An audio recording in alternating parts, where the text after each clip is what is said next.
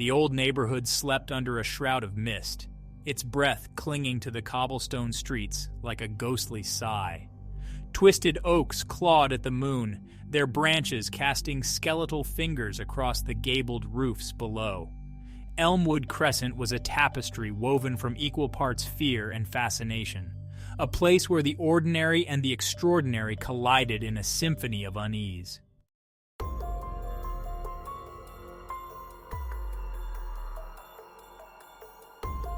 The old Victorian at the end of the cul-de-sac, its paint peeling like sunburnt skin, had always been the epicenter of the neighborhood's unease.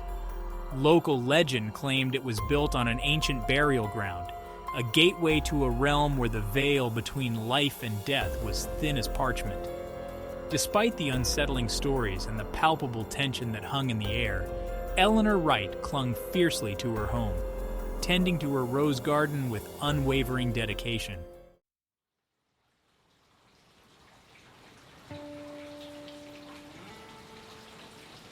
Next door to Eleanor lived Arthur MacMacArthur, a recluse shrouded in whispers and speculation. Mac's house was a mirror of its occupant, dark, brooding, and shrouded in an almost tangible sense of melancholy. Occasionally, on nights when the wind howled like a banshee, neighbors swore they could hear the mournful strains of a violin emanating from within. Despite his reclusive nature, Mac possessed an undeniable air of authority, a quiet strength that seemed to emanate from him like heat from a dying ember.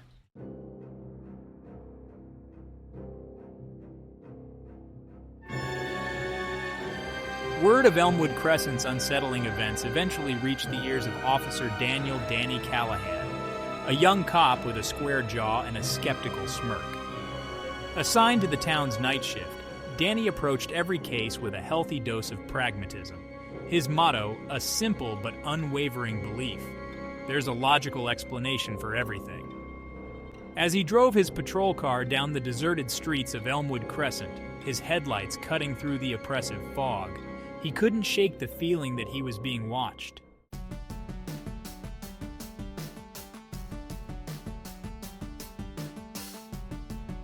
Eleanor Wright, with her heart full of kindness, often found herself drawn to the plight of her enigmatic neighbor. She'd leave baskets of her freshly baked bread on his porch, the scent of yeast and warmth, a silent offering of peace. Mac, for his part, found Eleanor's persistent cheerfulness both baffling and annoying, yet a part of him couldn't help but be touched by her simple acts of kindness. Together, they were two sides of the same coin, forever bound by the invisible threads of fate and the peculiar magnetism of shared space.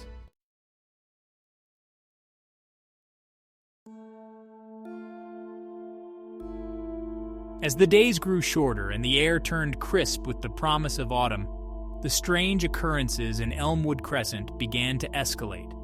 Eleanor's prized roses began to wilt and die, their petals turning black and dropping to the ground like morbid confetti. Mac's violin, silent for years, would erupt in the dead of night, its mournful cries seeming to seep from the very walls of his home. Fear, like a creeping vine, began to take root in the hearts of Elmwood's residents. The line between reality and nightmare blurred with each passing day, and the residents of Elmwood Crescent found themselves trapped in a waking horror story.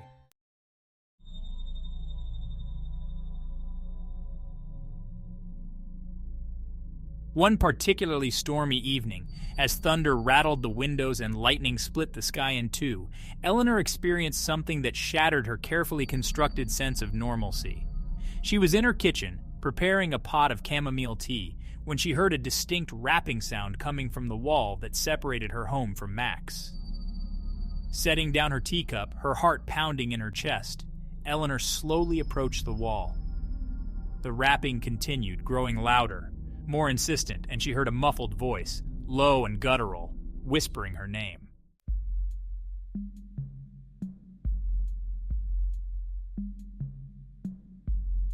Across the street, Max sat alone in his darkened study, the faint scent of pipe tobacco hanging heavy in the air. He, too, had heard the whispers, the muffled cries that seemed to emanate from the very walls of his home. As the storm raged outside, mirroring the turmoil within his own mind, Mac made a decision to confront the darkness head-on and uncover the truth behind the whispers that plagued his nights.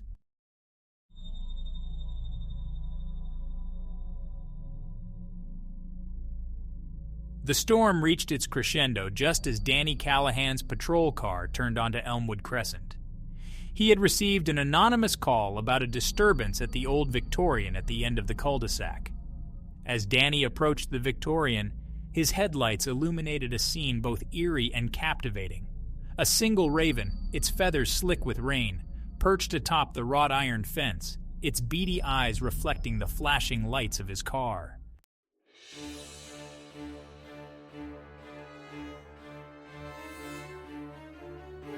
Danny Callahan, his jaw set with a stubborn determination, approached Eleanor Wright's front door. As he raised his hand to knock, the door swung open as if beckoning him inside. Eleanor stood in the doorway, her face pale and drawn, her eyes wide with a mixture of fear and desperate hope. Danny listened patiently as Eleanor recounted the strange occurrences that had plagued her home, unable to shake the feeling that he had stumbled onto something truly bizarre.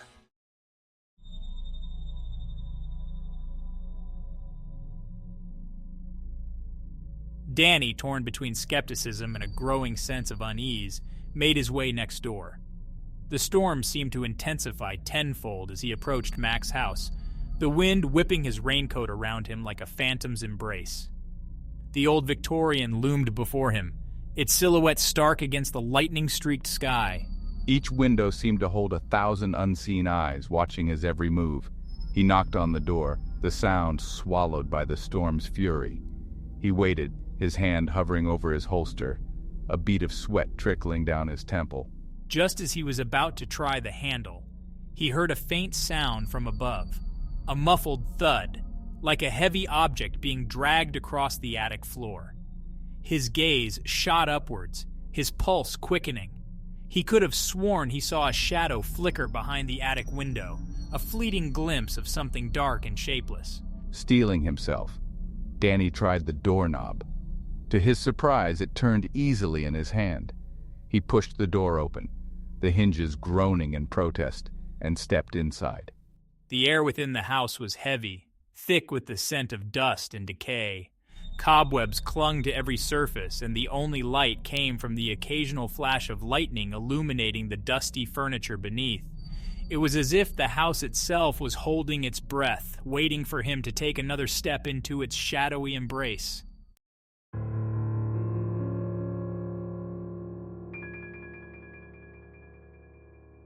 Danny's flashlight cut through the oppressive darkness, revealing a living space frozen in time. Stacks of dusty books lined the shelves, their titles hinting at forgotten knowledge and arcane practices. A gramophone sat silent on a side table, its horn pointed towards the ceiling like a petrified serpent. And everywhere he looked, shadows danced in the flickering beam of his flashlight, playing tricks on his eyes, whispering doubts in his ears. He made his way up the creaking staircase, each step echoing in the eerie silence. The air grew colder as he climbed, the scent of mildew and decay intensifying. He could hear the storm raging outside, but it seemed distant, muffled, as if the house itself was a barrier between him and the outside world. He reached the attic door, its paint peeling like scabs on old wounds. He paused, listening intently. But the only sound was the frantic beating of his own heart. He took a deep breath, his hand gripping the cold metal of his flashlight, and pushed the door open. The attic was plunged in darkness, the only light filtering through cracks in the boarded-up windows. Dust motes danced in the faint rays of moonlight, their movements like tiny, frantic spirits.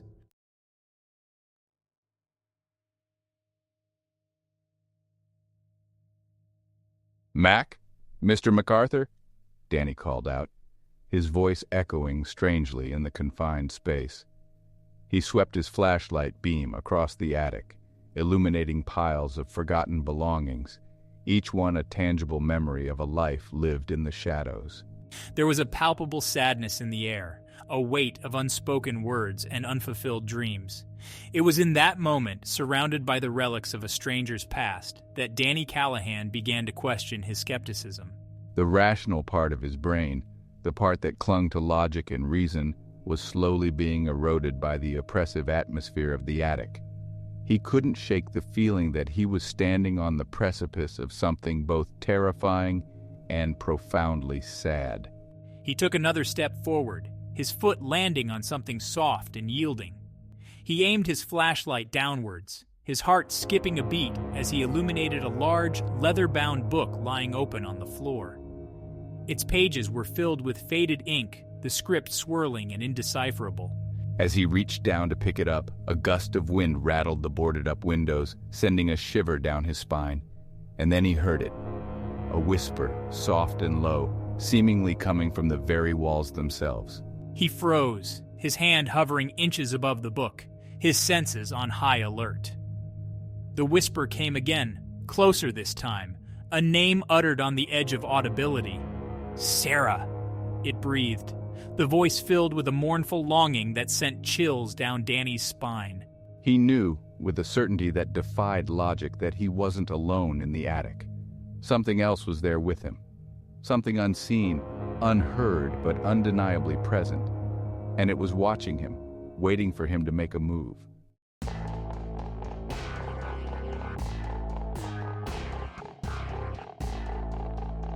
The name hung in the air, a wisp of smoke in the stillness of the attic. Sarah, the voice had sighed, a whisper that seemed to emanate from the very walls themselves. Danny, his heart pounding against his ribs like a trapped bird, shone his flashlight beam around the cramped space, its beam dancing over forgotten furniture and cobweb-draped trunks. There was nowhere for anyone to hide, yet the whisper had felt close, intimate, as if someone had breathed the name directly into his ear. He knelt down beside the leather-bound book, its pages filled with cryptic symbols and faded handwriting. Could this be the source of the whispers? Some ancient grimoire harboring a trapped spirit? As he reached for the book, a cold draft swept through the attic, stirring the dust motes into a swirling vortex. The hair on the back of his neck stood on end, and a prickling sensation crawled across his skin. He was being watched. He was sure of it. But by what? "Show yourself!" Danny commanded, his voice echoing oddly in the stillness. The only response was the creaking of the old house around him, a symphony of groans and sighs that sent shivers down his spine. He knew with a certainty that defied logic, that he had stumbled into something beyond his comprehension, something ancient and powerful that defied explanation. The name Sarah echoed in his mind, a ghostly whisper that seemed to hold the key to unlocking the secrets of the attic, and perhaps the truth behind Elmwood Crescent's haunted history.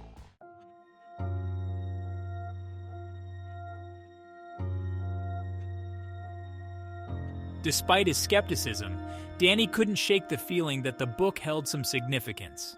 He carefully lifted it from the floor, its leather cover cold and slightly damp to the touch. As he brushed away the dust, a faded inscription emerged, barely visible in the dim light. It read, "Property of Sarah Blackwood, 1888. The name sent a fresh wave of chills down his spine. Sarah. The whispered name in the darkness. Coincidence? He wasn't sure he believed in coincidences anymore. Opening the book, he was met with a jumble of handwritten entries, the ink faded and spidery. He recognized some of the symbols, astrological charts, alchemical diagrams, and what looked like incantations written in a language he couldn't decipher. This was no ordinary diary. This was a grimoire, a book of magic and rituals, its pages filled with the secrets of a long-forgotten craft. As he leafed through the brittle pages, a name jumped out at him, scrawled in the margins of one entry, Elias Blackwood. A husband, a brother, the writer of the book. He thought back to Eleanor's ramblings about the history of Elmwood Crescent, about the whispers and rumors that clung to the old houses like cobwebs.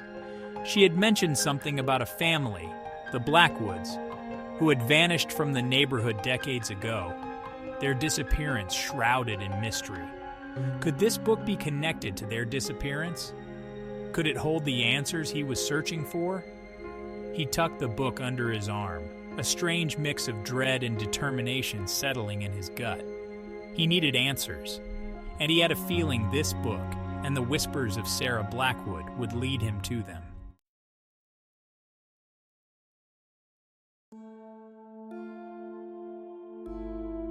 Back at the station, with the grimoire spread out on his desk and the unsettling events of the night replaying in his mind, Danny delved into the archives. The storm had passed, leaving behind an eerie silence that pressed in on him, amplifying the sound of his own breathing and the frantic thump of his heart. He had to know more about the Blackwoods, about Sarah and Elias, and the whispers that seemed to linger long after their disappearance. He found a dusty box labeled Elmwood Crescent, Unsolved Cases, its contents smelling faintly of mildew and regret. As he sifted through faded photographs and yellowed newspaper clippings, a narrative began to emerge, a chilling tale of love, betrayal, and a disappearance that had haunted the neighborhood for decades. The Blackwoods, according to the reports, had been a prominent family in Elmwood Crescent, their Victorian mansion a symbol of their wealth and status. Elias, a respected physician, was known for his eccentric interest in the occult and his fascination with the darker side of medicine. Sarah, his wife, was described as a reclusive beauty, her life shrouded in mystery. Then, in the spring of 1888, tragedy struck. Elias Blackwood disappeared without a trace, vanishing from his home one stormy night, leaving behind no note, no explanation, no sign of a struggle. The police suspected foul play, but no evidence was ever found to support their suspicions. Sarah, devastated by her husband's disappearance, became a recluse, rarely leaving the confines of the Victorian mansion. Neighbors whispered of strange rituals being performed in the dead of night, of ghostly figures glimpsed through the attic windows, and of Sarah's mournful cries echoing through the empty streets. A year later, Sarah herself vanished, leaving behind no trace, no explanation, just an empty house and a neighborhood gripped by fear and suspicion.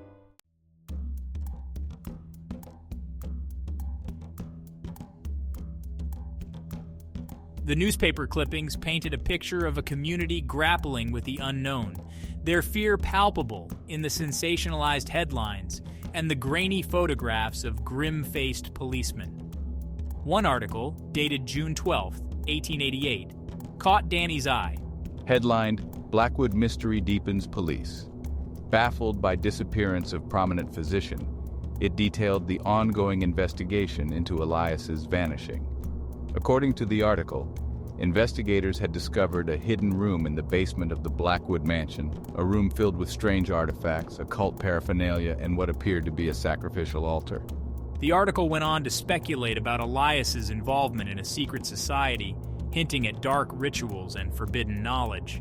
It also mentioned that Sarah had refused to cooperate with the investigation, claiming that her husband's disappearance was a private matter and that the police should not interfere with matters beyond their understanding. Could it be that Elias Blackwood had stumbled upon something dangerous, something beyond his control, and that his disappearance and Sarah's subsequent vanishing were the result of his meddling in the occult? And if so, what had become of Sarah? Was she a victim, a perpetrator, or something else entirely?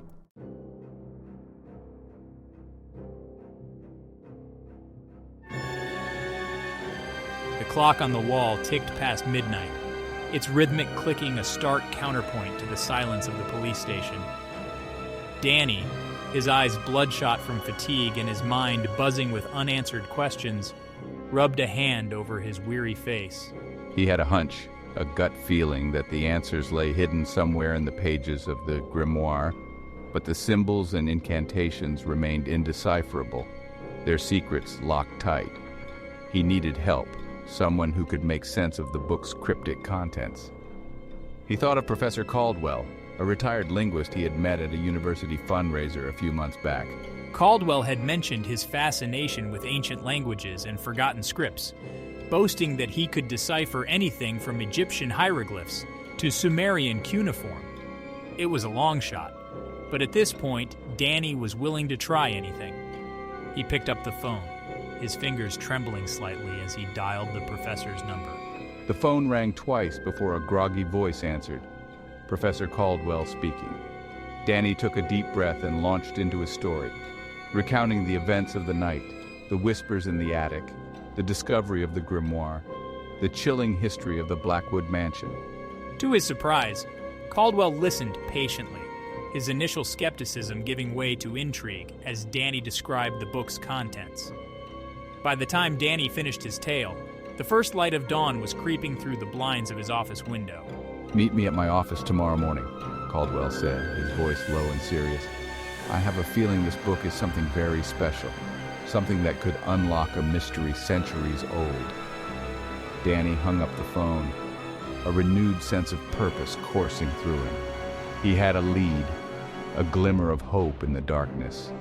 The truth, he sensed, was closer than he thought, but it was buried deep, shrouded in shadows and whispers, and he had a feeling it wouldn't be easily unearthed.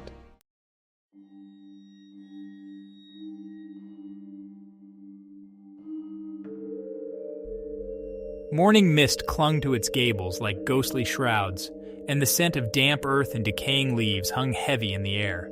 The old Victorian house stood sentinel at the end of Elmwood Crescent, its silhouette stark against the dawning day.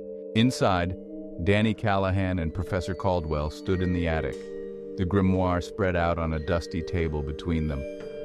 The air was thick with anticipation, the silence broken only by the rustling of ancient pages and the rhythmic ticking of a grandfather clock in the hallway below. Sunlight, filtering through the cracks in the boarded-up windows, illuminated his face, highlighting the lines etched by years of scholarly pursuits and the glint of excitement in his eyes. Caldwell, his brow furrowed in concentration, traced the faded symbols with a gnarled finger, his lips moving silently as he translated the arcane script. "He was searching for something," Caldwell murmured, his voice barely audible above the creaking of the old house. Something powerful, something ancient. He believed he could cheat death, transcend the boundaries of the physical realm. He pointed to a passage in the book. The ink faded, but the urgency in the script unmistakable. "This ritual," he said, his voice hushed with awe, "it's a form of necromancy, a way to communicate with the dead, to bridge the gap between worlds."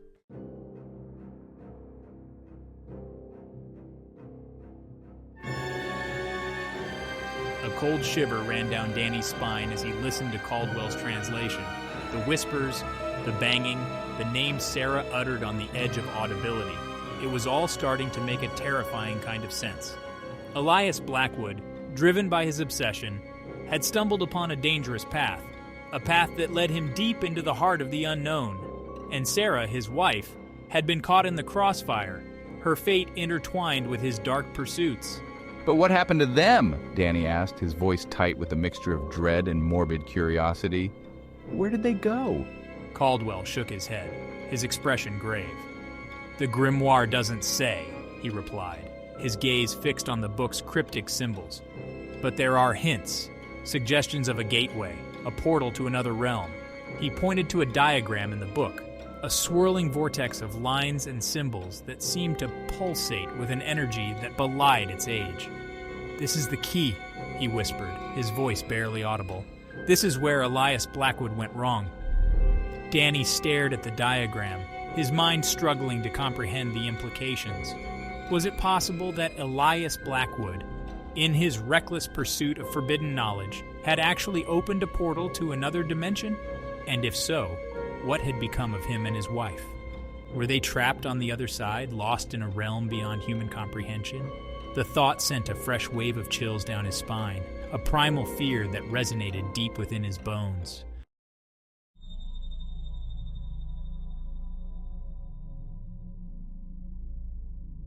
As they continued to study the grimoire, the house around them seemed to shift and groan, as if awakening from a long slumber. The air grew heavy, the silence punctuated by creaks and whispers that sent shivers down their spines. Danny couldn't shake the feeling that they were being watched, their every move observed by unseen eyes. The boundary between the physical world and the ethereal realm seemed to thin, the veil between life and death wavering precariously.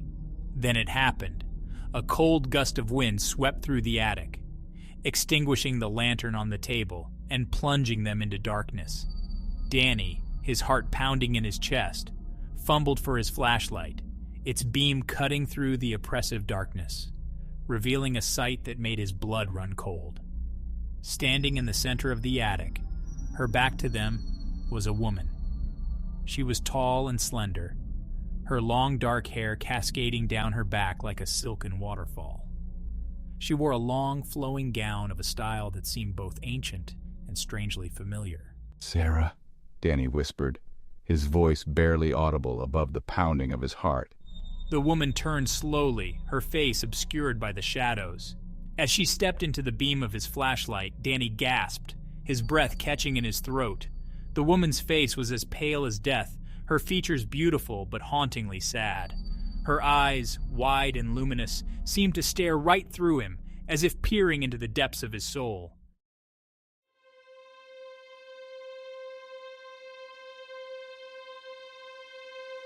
Time seemed to stand still as Danny stared at the apparition, his mind struggling to reconcile the impossible sight before him.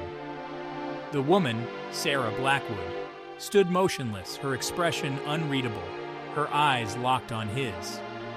Then, as quickly as she had appeared, she began to fade, her form shimmering like a heat haze, her image dissolving into the shadows. But it was too late. Sarah Blackwood was gone, vanished into the ether, leaving behind only a lingering chill and the faint scent of lavender perfume. Danny, his heart still pounding in his chest, shone his flashlight beam around the attic, but there was no sign of the apparition, no trace of her presence. She was gone, as if she had never been there at all. Caldwell, his face pale and his eyes wide with a mixture of awe and fear, stared at the spot where Sarah Blackwood had stood. "She's gone," he whispered, his voice trembling slightly. S1. "Wait!" Danny cried out, his voice echoing in the suddenly silent attic. Caldwell shook his head, his expression grave. "I don't know," he replied, "but I have a feeling we may never know the full story." S1. "But where?" Danny asked, his voice hoarse with emotion.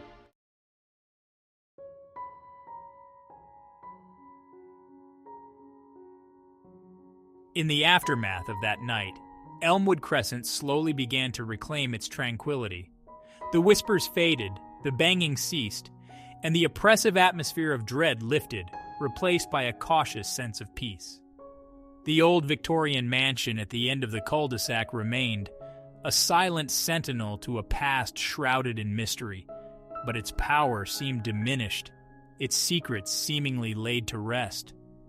Danny Callahan, forever changed by his encounter with the supernatural, carried the weight of that night with him, the memory of Sarah Blackwood's ghostly apparition forever etched in his mind. He continued to serve on the police force, but he never quite looked at the world in the same way again.